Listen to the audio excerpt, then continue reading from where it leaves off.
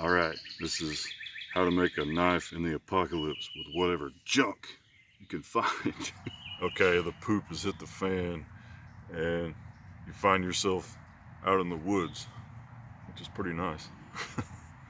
But it's bad, things are bad. You got no supplies, no weapon, no tools. You're being chased by other humans, animals, zombies, whatever. You got to do something. You got to make some tools, and you got to make something to protect yourself, and you got to do it quick. Uh, that's the scenario here today. So I'm going to show you how to do that. It's over. Everything's gone. You can't order a knife from Amazon and have a drone, drop it in for you. That's not happening. You can't go to Walmart. You can't go to Lowe's, Home Depot, the hardware store. It's gone. All of it. You got nothing. You're starting over from scratch. Okay, I'm guessing that a lot of people that are watching this have probably never forged a knife, so it's something new to you. So this is going to be uh, just the quick and dirty way of doing this. It's going to be a crash course in bladesmithing, basically. So I'm just going to keep it simple and to the point, and I'm just going to explain things along the way as simply as I can. You can make knives from different things. You can make it from bone. Um, you can make it from stones. If you can find a piece of flint and chip away the edges until you get a sharp edge, you can use that. You can use copper. Take a half-inch piece of copper pipe and just hammer it flat like this, and then take a file or something or a stone and sharpen the edges and make a handle for it. But it's not 2000 BC, and there's steel laying around everywhere. So if you're going to go through the trouble of making a knife, you might as well make one that's a good tool. You can use railroad spikes like this, but they're low carbon steel and probably wouldn't make a very durable survival knife. It will bend too much. Uh, and plus, they're not that big, so you don't have a lot of mass to work with. You want something big and beefy and strong. Uh, Probably the best thing to find is a piece of flat bar. This is actually a small leaf spring piece that I found. You can use rebar. This is a half-inch rebar, I think, but it should be easier to work with if you're a beginner. But uh, it's a mystery steel. You don't know what it is. It can be low carbon. You need something with high carbon steel to make a good knife.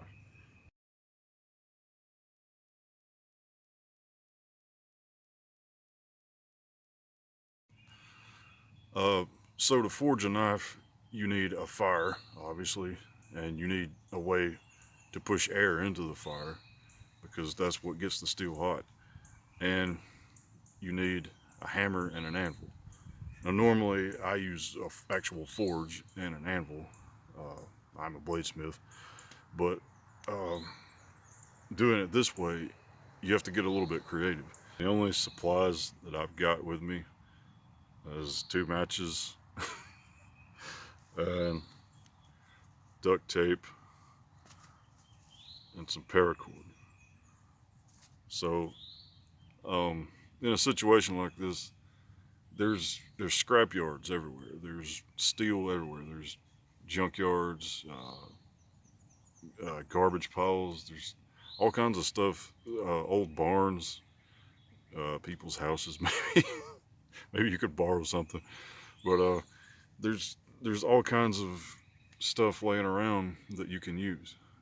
So I'm gonna go out and forage around and see what I can find.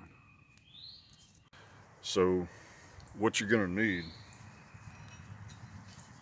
is an anvil. Now any piece of plate steel will probably work. You can use a stump if it's hard enough. You can use a rock, um, but it really needs to be a flat surface. But if you're smart, you go down to the railroad tracks and get one of these. I borrowed this one. I'll put it back, I promise. And Next, you need a hammer. You can try making a stone hammer like this. This is just a smooth stone that I taped to a stick, and it works pretty well. But you can see where I chipped a piece off of it, hammering a piece of steel on the anvil. So you might want to get something that's a little less brittle than this. Depends on what kind of stone you use. But this is probably better for zombies. A better hammer that I put together, I took 2 railroad spikes and made this hammer with a stick, piece of maple or hickory or something. But just duct taped it on there. Well, I broke it so there was a strip like this, and I folded it over, and then I taped it up like that. So that's about a 2-pound hammer right there. It's holding together. So that'll probably be good enough to hammer this, I hope. The next thing you're going to need is a piece of pipe, preferably not galvanized unless you want to puke. This is what we're going to use to push the air into our fire. And you need bellows. I found this old charcoal bag. It's empty, but I'm going to make a hole right there. Put your pipe in here, and you push like that. That will push the air into the fire. And so that's going to be our bellows. Alright, sorry about that. I started this a couple of days ago and had some trouble. I'm filming this on my phone. It's got a whopping 16 gigs of data. So I ran out of space, and a storm came and dumped some rain out here, so I had to wait till it dried off. But anyway, I got the fire going again.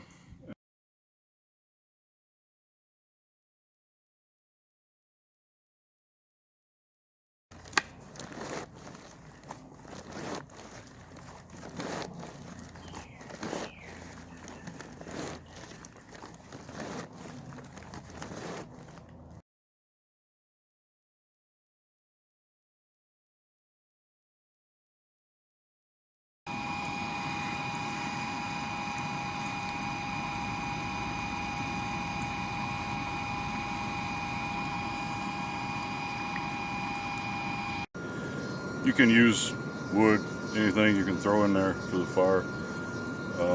Charcoal is better than wood, but we don't have any, so you can just burn the wood. If you can get enough air in there, you can get it hot enough. All right, our fire's getting hot, steel's getting hot. I forgot to add, you might want to work in a shaded area where you can see the color of the steel. You get kind of a bright cherry red, orange color when you're forging. So I think it should be hot enough. We're going to pull it out, and I'm going to start hammering a little bit. I'm going to start by just flattening out the round part of the rebar just a little bit.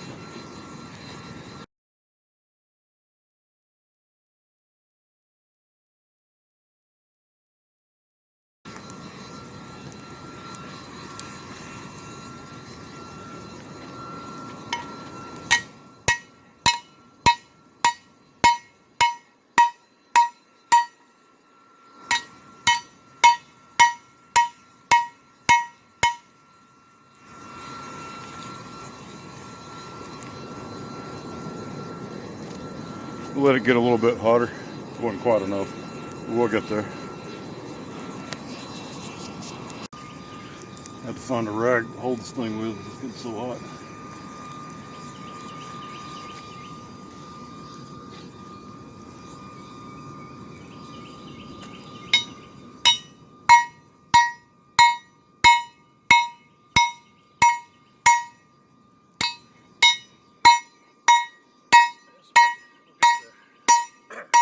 Alright, so I flattened it out a little bit across there. This is the part that's going to be our blade. So now I'm gonna hit it this way. I'm gonna forge a point right here because we want the blade to be pointed. I'm gonna forge this point right here, and then we're gonna flatten this out the rest of the way, and then we'll bevel our blade, and then we'll do our handle.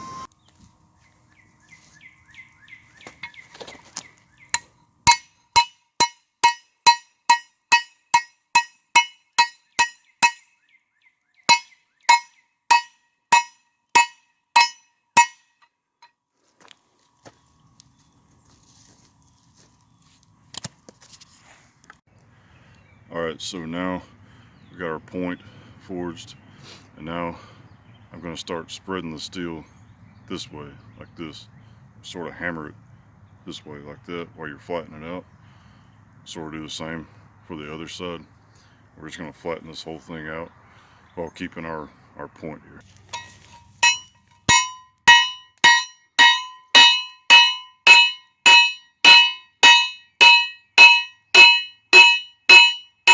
Alright, we got a nice blade shape going now. Got my point here.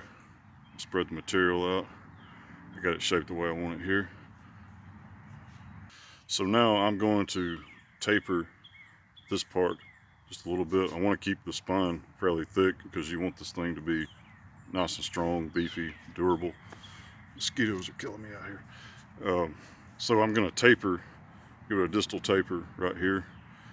We want the taper going this way like this, and then I'm going to hammer in my recurve like this, and then I'm going to bevel the blade. So if I started just hammering away right here, making an edge, trying to bevel it, my blade will banana like this. We'll go this way, and you'll just end up with a big curved blade. So what you do is you hammer a recurve into it like this. I'm going to hammer it this way, so when I bevel it, it will end up straight like this. In bladesmithing, that's what you call a preform.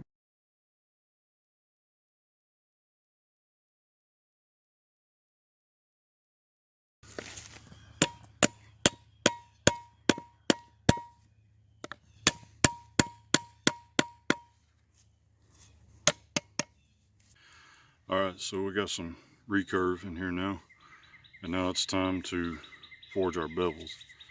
So all you gotta do is hammer along this edge right here until you get it pinched down enough to make an edge. Don't go too thin, but typically about 1-2 millimeters I would say would be enough. But yeah, remember, you don't have no electricity, no grinder, so the more accurately you can forge this, the less you'll have to, more accurately you can forge this, the easier time you'll have putting an edge on it. So just kind of work both sides evenly until it straightens out, and you got yourself a good edge on there, and then we'll be ready to, after that's done, we'll be ready to heat treat.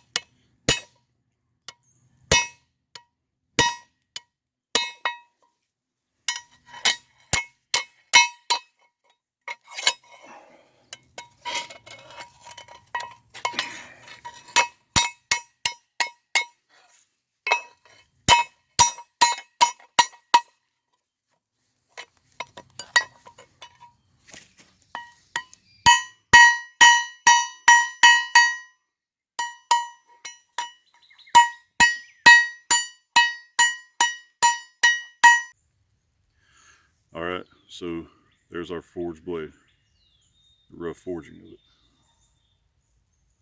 It's nice and straight, good blade shape, good point. Got our little skull cracker there on the end. So now we come to the most important step, which is heat treating our blade. So what you're going to want to do is put it in the fire and just heat it up until it's orange, non-magnetic, and you can quench it in water or oil. You can quench it in, if you're near the creek or something, you can quench it in that. A mud puddle, doesn't matter. But if you can find used motor oil or transmission oil, take my advice, use the oil.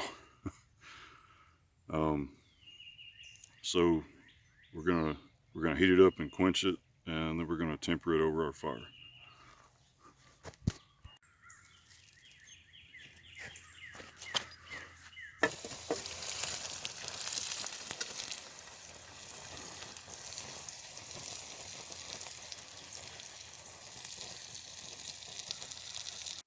Alright, so now our hardening is done. So now we're going to temper the blade over the fire. Usually you do this about 400 degrees for a knife for about an hour to 2 hours. Just do it until, just kind of hang it over the fire until it turns a straw color, like this.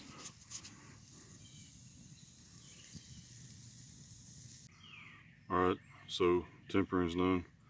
We got some straw color going there. I think it'll be alright. So now it's time to sharpen it. And I found this broken cinder block, but I might be able to sharpen it on that. See how sharp I can get it.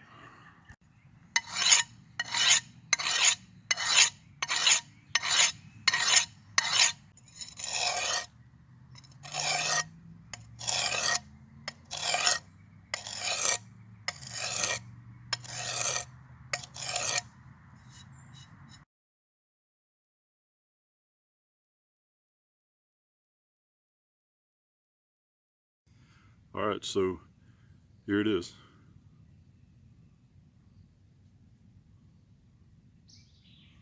Got a rough looking edge, but it'll cut. So I just went ahead and wrapped the handle with paracord, give it a nice grip. So now let's test it out.